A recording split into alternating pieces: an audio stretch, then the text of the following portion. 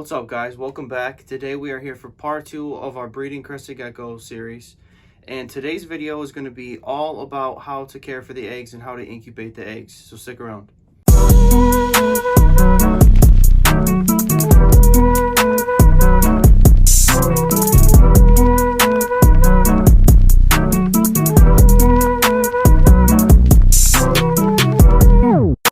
So in case you missed it, last video was all about how to breed crested geckos. So basically how to get the right male and female, how to choose them, when to actually breed them, so the months of the year, the times of the year, what weight they need to be, everything like that, how to get them prepped before you actually breed, how to actually pair them together, what to watch out for, things to be aware of, and everything like that. So in case you missed it, please go back and watch it. It's very important that you watch all 3 of these videos before you do try to breed any crested geckos. With that being said, today we are going to talk all about how to incubate the eggs for your crested gecko. So once you've done all that work getting your crested geckos to breed, and once your female is gravid, and you know that she's gravid for sure, and then you see that she laid eggs, what do you need to do? Well, first you need an incubator box. I typically will use a little Tupperware container, something like this.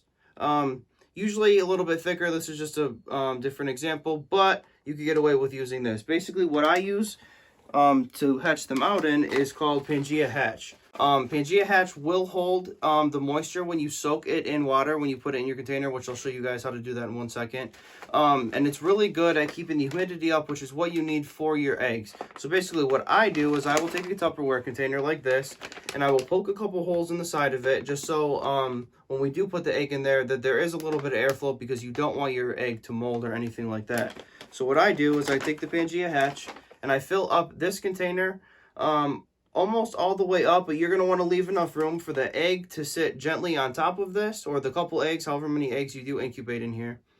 And you're going to leave this much room on top of that. So I basically fill it up like this. Something like that. So you have a little bit of room up on top. That way your egg can have a little bit of room, and your gecko, when they do hatch out for the first 24 to 48 hours that they are in here after they're born, they can be in here and they will have enough room to walk around. So now that you have your substrate in your incubator, what you're going to want to do is take it to the sink and fill this container up and leave it for about 5 minutes. After that 5 minutes is up, you're going to put the top on your container and just drain it using your little drain holes and the air holes actually that you already previously poked in there. The purpose behind this is that letting them soak for the 5 minutes will ensure that this will stay humid enough for your eggs for almost the entire time that your eggs are going to be incubating, depending on how long and what temperature you have them incubating at. The reason I love Pangea Hatch so much is because when it dries out, you can tell a noticeable difference from it being wet versus when it's dry. And I'll show you guys that too. So just to show how well you can see what it looks like when it dries out versus what it's wet, this I'll show you guys right now.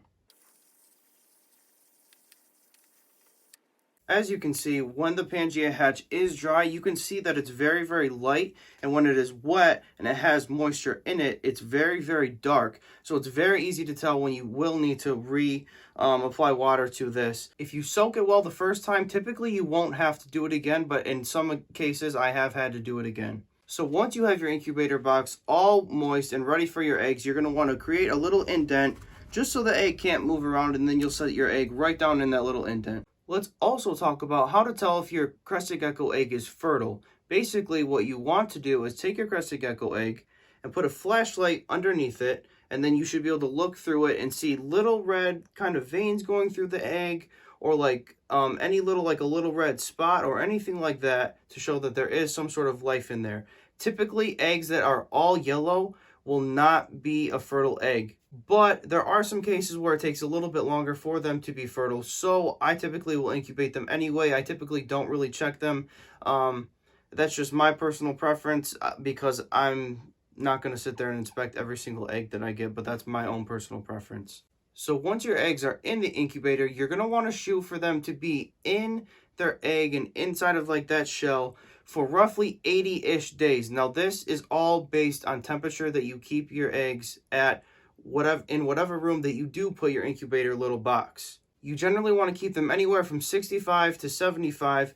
The hot spot and the best spot, I think, is right around 70 to 72 degrees. Typically, if you have your eggs at 70 to 72, they will hatch right around that 80 to 90, 95-day mark, somewhere in there. If you go towards the lower end and you keep them at 68-ish degrees or something like that, you could be looking more towards 120 days inside of their eggs, so it'll take them a little bit longer to hatch out. If you go on the other end and you go more towards 75-ish and a little bit like higher like that, then you could be looking more for like 65 days. But the longer they stay in the egg, the more nutrients they get from the egg, so the healthier they are. They generally come out with better crest, better tail structure, better body structure, and healthier overall in general. My personal preference is to keep them right around the 70 to 72 degree mark, and that should keep them right around the 80-day mark, and that should be more than enough time for them to be nice and healthy when they hatch out.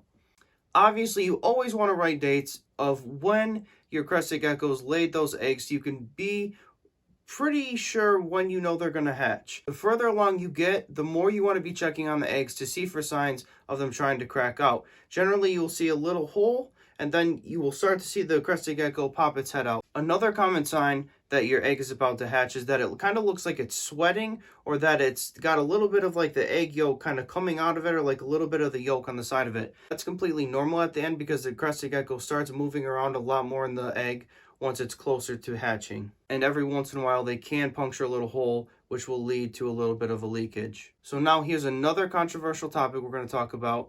I feel like every single video we've got something to talk about, but that's okay. This is my personal preference again.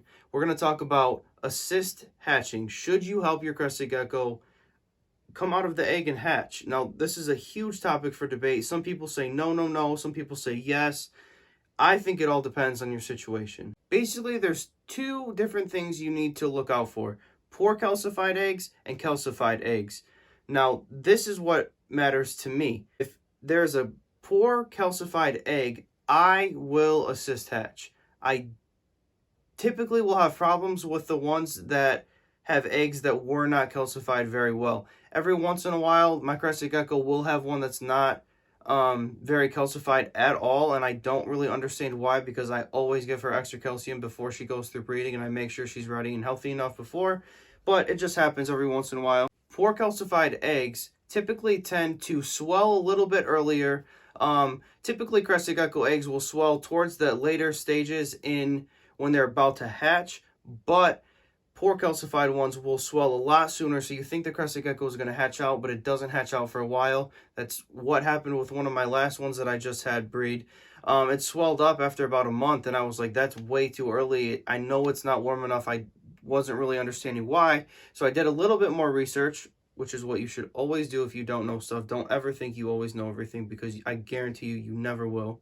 It's always good to keep learning, and always good to keep expanding your knowledge on the pets you own so you can enhance and do things better for them as you learn, because there's always new info coming out, especially in all of the hobbies that we talk about on here, with training for dogs, with reptiles, with fish, with a bunch of stuff like that. There's always new info, so always be on the lookout and always educate yourself for sure. Sorry for getting off topic. We'll get right back into it. So basically, poor calcified eggs will be a little bit more leathery too, the shell. So that will make it harder for your crested gecko to get out of. When I had mine, which I'm going to be doing a video about in a couple weeks probably, but pretty shortly, when mine hatched, he was, or she, again, don't know, was having a problem getting its head fully out of the egg, and it was taking a long time. I noticed that it was struggling, so I did assist hatch it, which I'm going to show you guys in my video, but that's for a different day.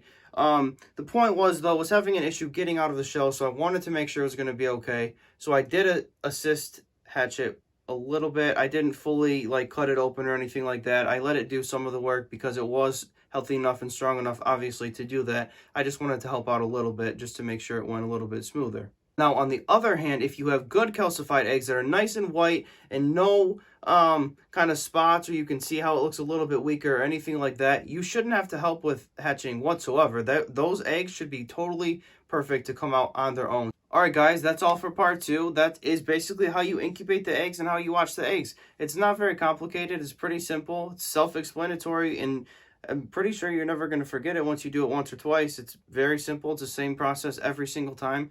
So I hope you guys learned something today. I hope you enjoyed it. In case you guys missed it, like I said, please watch the first video and be looking for our third video, because that is the one that is going to be talking all about how to take care of the hatchlings and what to do once they do hatch out, which sometimes can be hard to find info on if you're looking for it, honestly.